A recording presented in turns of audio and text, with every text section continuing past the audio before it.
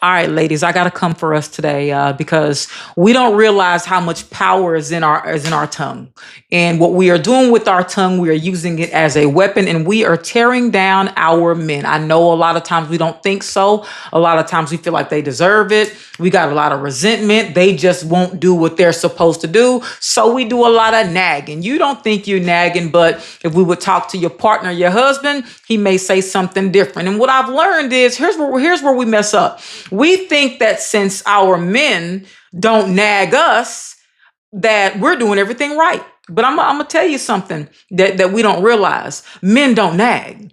A man does not usually bring something to your attention unless it's an absolute deal breaker. Whereas women, what we do, no matter what it is, we have to say something about it. We got to nag. Pick your shoes up. I'm tired of cleaning up after you. Do this, do that. You didn't hang up the shelf yet. You didn't do this. I keep telling you, and we're doing this. And it reminds me of a Proverbs. I think it's in Proverbs 27:15, where it says a man is better off at the corner of a roof of his house than inside with a nagging wife. That's biblical. This is the word of God talking about the danger that happens, because what we don't understand about these men that we have, and men in general, the male ego is something that we cannot fathom because it is very fragile. A male ego is a very fragile thing. And so what we need to do is learn to say, nagging him over those shoes, nagging him over this and nagging him over that. Is it doing me any good? Is it going to bring forth good fruit? Is it going to motivate him into doing better? Is it going to make him respect me and love me more? Or is it, here she go again? We're not getting anywhere. I was in marriage counseling one time, and my marriage counselor told me something I will never forget. I was in there and we were having the counseling session, and it was my husband's turn. And he said something, and I said something real snide under my tongue. You know how we do. And my therapist looks up from her pad, and she looks up and she asked me a question. She says, "Was that helpful?" And I was like, "What you mean? Was what helpful?" She said, "What you just said." And she made me repeat what I said. I repeated what I said. She said, "Now stop right there. That comment that you made, did that help solve anything of what's happening in here? Did that help bring forth any type of resolution?" And I had to, put my tail between my legs, and I said, no. She said, "Then why did you say it?" Ladies, we have to start adopting that really to everything, but especially with your man. If it's not helpful, don't say it. Be quiet. We will get, and remember we were discussing femininity. We don't understand that we get so much further with sugar than we do vinegar every day. Make him want to hang the shelf.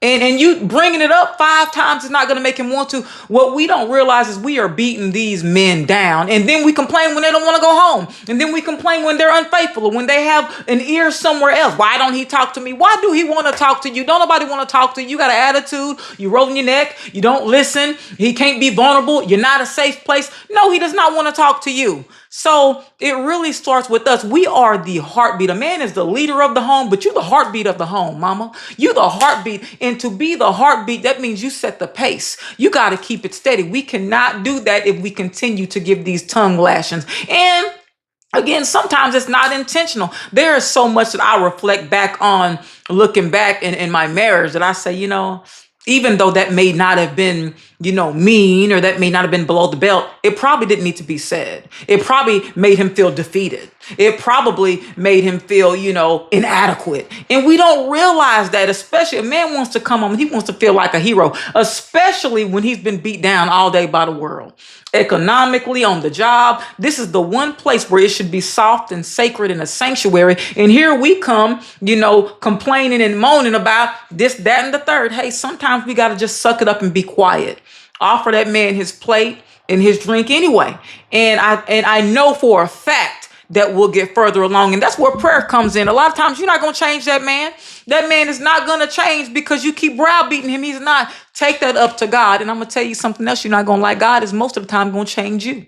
Most of the time, God is going to make you, is going to work on your patience, on your acceptance of who this person is. We trying to change a person that's been this way all their life. This is the way he grew up. This is his background of obviousness. This is what he knows. And then we come along and we think that we are fixing just tame him and mold him, and he's going to be everything like he's Build-A-Bear. Build-A-Bear is a store in the mall that makes teddy bears for children. We cannot build a man. Now we can cultivate, we can grow, we can help mold, we can love, because although that's what love does. And this is not an excuse to pick up some sorry man and just put up with anything. That's not what I'm saying. But with intellect, you know what I'm saying. You know that tongue can do, and that tongue can do some irrefutable damage. There are marriages that I know of right now that he can't get over something that she said 15 years ago because it hurt him to his core. It made him feel less than a man. It made him feel like he was insufficient, inadequate. And you can't take it back. Oh, I'm sorry. I didn't mean it.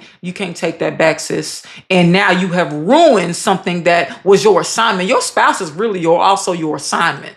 We go into it thinking that we're going to have this perfect thing and you better be all the way ready. That's not what marriage is. And if you think it is, don't get married. And even if you are not married yet, even if you're wanting to be somebody's wife, honey, I think that right now, if you spazzing off at men that you date and you did it, honey, you're not ready to be nobody's wife, because we have to lead with a meek and quiet, gentle spirit. That don't mean we get puffed up as well. You think that mean you a pushover. Ain't nobody gonna tell. Hey, that was your role, mama. Your role is to be the softer one that he can come to. Now, if you want good results, because you're not getting results nagging, and even if you are, it's just to shut you up. Sometimes you don't even realize a lot of things these men are doing. They don't want to. They're tired of hearing your mouth. And if you would rather have it that way, then honey, do the work on yourself. You should again make him want to. He should love you that much. He should say, you know what, she's so good to me. I can't wait to get home and hang up them shelves. I can't wait to get home and cut that yard up, because when I cut up that yard, afterwards she gonna have a hot massage for me with the oil. It's gonna be some music. It's gonna be whatever it is. Again, you are the heartbeat. Watch your mouth, control your tongue.